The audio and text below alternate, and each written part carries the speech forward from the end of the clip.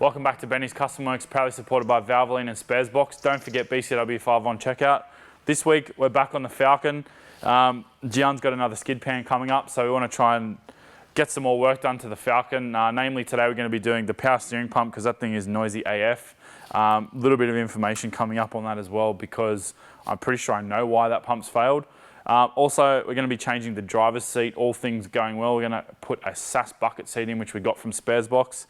And yeah, if we have time or if we've got a position, we'll actually be putting a race harness in as well. We've got an MVP harness from the guys at Raceworks. So hopefully those three things together will make for a much more enjoyable skid pan car. And in a later episode, we're also going to be tackling a clutch, and we're also going to pull the rear subframe out and redo the weldy because whoever's done it previously, it's failed. It's not ideal, but it's being that this is such a budget car, we don't really want to go spending money on an LSD. We're probably going to put some coilovers in it at some point, purely because if or when this thing gets moved on, we can put the stock stuff back in and then keep them for something else. So we'll probably end up putting some Shockworks in it because those guys know Falcons like the back of their hand. But that's enough talk. We're going to pull this driver's seat out first because I have absolutely no idea how we're going to do this seat. So I want to get the old one out, actually have a look at the lower rail. Fortunately, this one isn't an electric base seat, so that makes it a little bit easier on us. Also worth mentioning too, if you are going to make your own seat rails, you do need to consult an engineer if it's a street car. This thing's not going to see street duties anymore, so that's not really going to matter for us. The rego is going to get binned pretty soon. So, but yeah, we're going to be pulling it all apart. Let's get to it.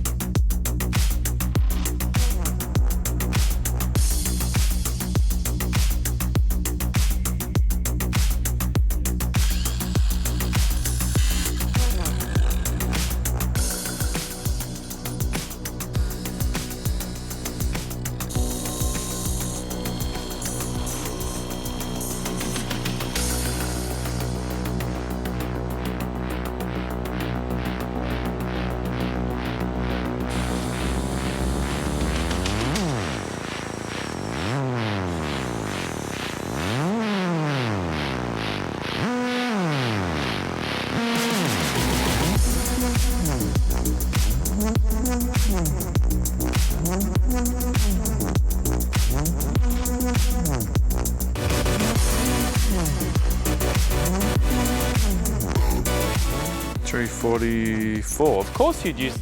Well, how did they come up with these numbers?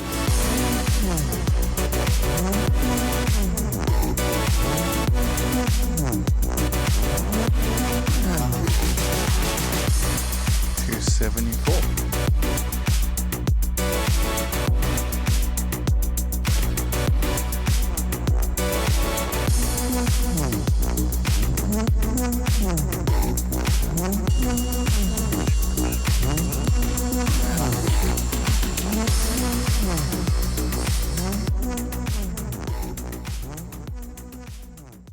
So I thought I'd explain basically what's actually happened here and how and why we've done things.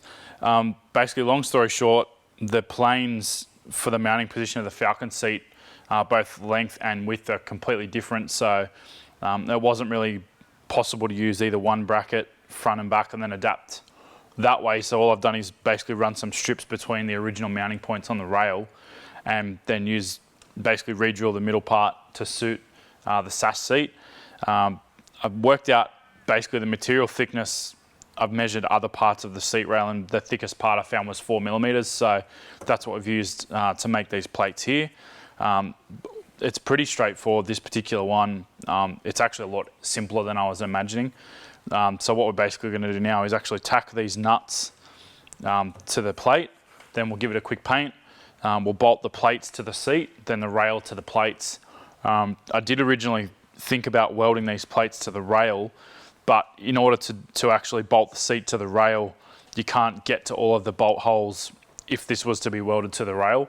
And inversely, if Gian actually wants to just put the factory seat back on this rail, it's totally reversible at that point. And potentially, if you were to engineer it, it's pretty simple because you're completely using an unmodified Falcon rail. All you've done is make a plate to suit the seat. So if an engineer was to look at it, all they would really be interested in would be the material thickness and the style of material, like making sure obviously that it's steel, not aluminium or some other weird material you got lying around. Don't use wood. Wood's bad for mounting seats.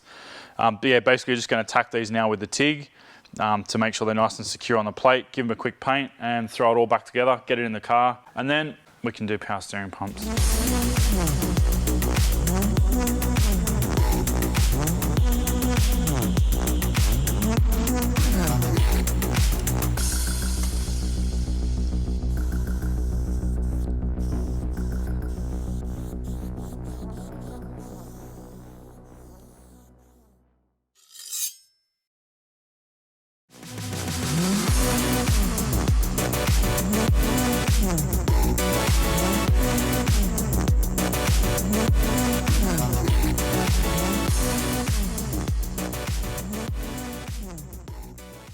We've got the rail now securely mounted to the seat. It's all pretty well on there, solid, and I've actually transferred the base control switch to the driver's side of the seat. In theory, these motors should now work to give you sort of that tilt in the same way that the Falcon seat originally moved. We don't actually know if they worked before, so if they didn't work before, they're definitely not going to work now. But it's a pretty neat install all in all. I'm pretty happy with the way it's actually come out. It looks pretty tidy, and luckily the Falcon seat and this are both a flat base seat. The Falcon does have a slight sort of angle change on the front mounts, but luckily because this all has so many pivots in it for the base height control, we could actually just kind of fudge it using the factory pivots with no cutting or modifying of the factory base rail at all. So gonna throw it back in and see if it actually works now that it's bench mounted. So we'll chuck it in and check out our seat height. The offset of the seat is still very similar to the rail as well. I didn't mention that. What I ended up doing was measuring how the base and the rail sat on the factory Falcon seat, and basically used the front edge of this as a reference point. Because on the SAS seat, the front holes are actually a lot further back in the seat. So if you physically just use the front hole and the front hole, the seat's going to sit in a completely different position on the rail, and you may find that you end up being way too close to the steering wheel on full rear position, or you might find that being all the way forward isn't far enough forward, depending on obviously your height and your leg length and whatnot. So yeah, trying to position your aftermarket seat on a factory rail in as close a position as the original manufacturer had it will definitely make sure that the rail works most efficiently. So let's chuck it in.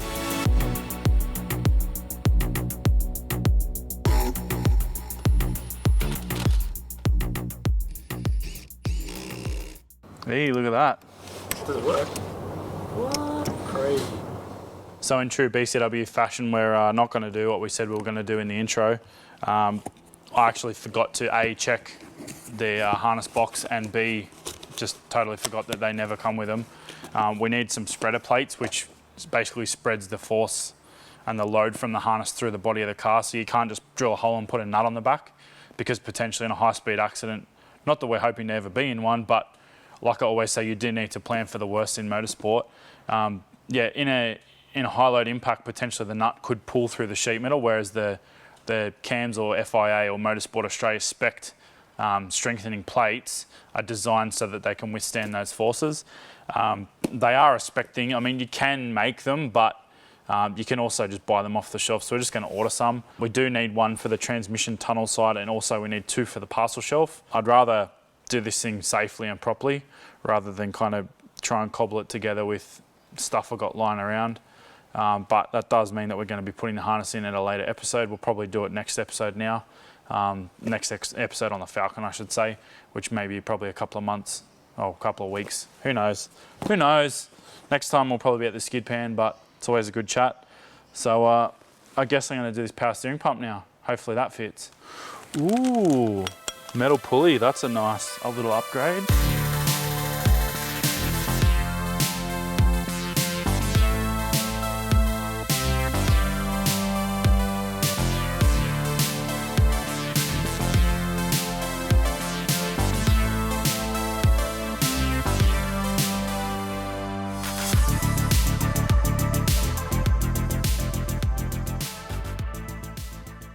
This is our replacement power steering pump. Now this is a complete aftermarket unit. This is a Kelpro one through Sparesbox. I've actually just pulled it out of the box and had a look at it, and it is a completely new unit.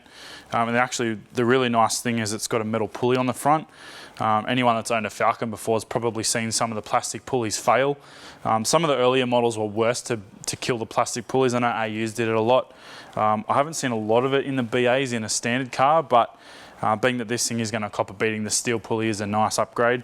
Going down the line, we'll probably upgrade the water pump and the top idler to the steel pulleys as well. I've got some kicking around, so I'll try and dig them out today.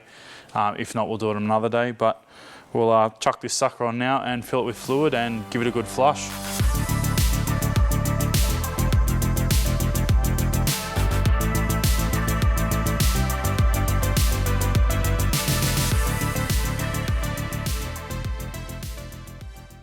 Now, there's a few reasons that power steering pumps fail, and I did allude to it before. The main issue is actually that the fluid is contaminated. So this fluid particularly was like really black, like diesel engine oil. And the secondary issue with Fords in particular is using the incorrect fluid. Now, a lot of people go to, say, something like an ATF, a Dex 3 for power steering systems, and probably 70 to 80% of power steering systems worldwide would use that type of fluid. Ford, however, do not use Dex or a normal ATF fluid in their power and steering system. They use a variety of different fluids, but this particular Falcon uses Formula F. There's also sort of obviously other different brands and other different names for it, but that's what we're going to be using today. And the plan actually is to basically fill the system, run it for a couple of seconds, completely suck it out, and sort of cycle the fluid a few times to try and give it a good flush. Because, like I said, the fluid that was in it, if you could even call it fluid, was horrible and black. So yeah, hopefully giving it a good flush should sort of get it pretty well spot on.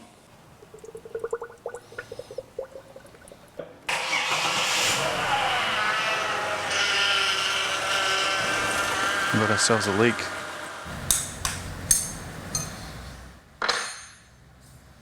Late breaking development. Chased a power steering leak for an hour thinking I was pinching O-rings up here, and after speaking to the guys at Empire, this ferrule nut fitting is actually really common to leak. There's an internal O-ring that sometimes when disturbed, i.e. replacing a power steering pump, it never reseats. In this case, that's exactly what happened.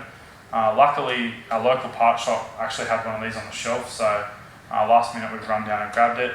I haven't even looked at how much it costs, to be honest, because the car's actually just stuck here at this point. So going to throw this line in, fill it with fluid. The fluid's pretty much all run out now. I've actually taken this hose off, so we probably won't have to do much flushing. But yeah, this thing goes in the bin, new one goes on, and I've actually revised the design too, so it's a heaps more simplified design. It's just got a backing nut and a flared line on each end, rather than these overcomplicated fittings which seem to leak.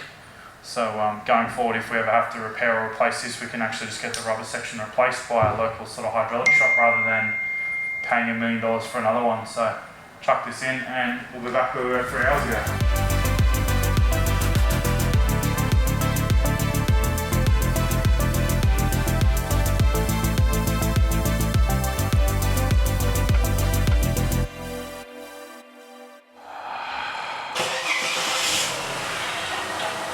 I dare not look at it.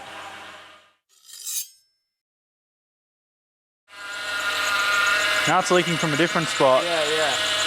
I'm good with that. No good deed deserves to go unpunished, and this Falcon's definitely been no exception today. The simple task of changing the power steering pump turned into like a 3.5 hour mammoth exercise of finding a flex pressure line, putting that in, replacing the pressure switch, which also failed at the same time. So note for people, if you're going to change a pump in a BA, get one of these and get a pressure switch and do it all together, because I didn't, and it's now cost me like 3/4 of a day. That being said, the car's now fixed, the pump's quiet AF, so that's a good result all in all. We flushed about 5 litres of power steering fluid through the system between changing the line and changing the pump, so that's super clean and nice now. So all these things together are going to make a better car for Gian long term, but it's been lots of pain for me today. However, life goes on. This car is now fixed, still leaking magically.